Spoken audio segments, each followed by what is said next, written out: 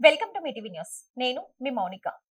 Kondareddipalli to secretariat, ZPTC నుంచి CM వరకు ఓ రాజకీయ ప్రస్థానం. మారుమూల గ్రామమైన కొండారెడ్డిపల్లిలో రేవంత్ రెడ్డి పుట్టి పెరిగి ప్రజలకు సేవ చేయాలనే సంకల్పంతో రాజకీయాల్లో అడుగుపెట్టారు. మిర్చిల్ మండలం జెడ్పీటీసీ సభ్యునిగా పోటీ చేయాలనే నిర్ణయం తీసుకున్న ఆ రోజే ఆయన జీవితాన్ని మార్చిన మలుపుగా నిలిచింది. మొదటి ప్రయత్నంలోనే మిర్చిల్ మండలం జెడ్పీటీసీగా విజయం సాధించి ప్రజల విశ్వాసాన్ని గెలుచుకున్నారు. ఆ తర్వాత వెనక్కి తిరిగి చూడకుండా రాజకీయ ప్రస్థానాన్ని కొనసాగిస్తూ ప్రజల నాయకుడిగా ఎదిగారు. ఎమ్మెల్సీగా, ఎమ్మెల్యేగా, ఎంపీగా తెలంగాణ ప్రదేశ్ కాంగ్రెస్ కమిటీ టీపీసీసీ అధ్యక్షునిగా బాధ్యతలు నిర్వహించి చివరకు తెలంగాణ రాష్ట్ర రెండో ముఖ్యమంత్రిగా బాధ్యతలు చేపట్టారు. ప్రజలు ప్రేమగా ఆయనని రేవంత్ అన్న అని పిలుచుకునే నాయకుడిగా ఆయన ప్రత్యేక గుర్తింపును సాధించారు. ఈ రాజకీయ ప్రయాణంలో ఎన్నో ఒడిదొడుకులు, అవమానాలు, విమర్శలు, కష్టాలు, సవాలు ఎదురైనా ఎప్పుడూ వెనకడుగు వెయ్యలేదు.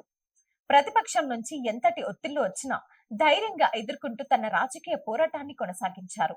ఆయన ప్రసంగం ప్రారంభమైతే రాజకీయ ప్రత్యర్థుల్లో చర్చ మొదలవుతుంది.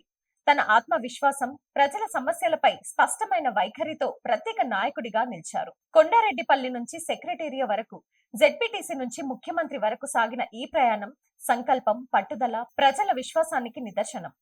అనుకుంటే ఏదైనా సాధించవచ్చని మరోసారి మన సీఎం యనుమల రేవంత్ రెడ్డి నిరూపించారు.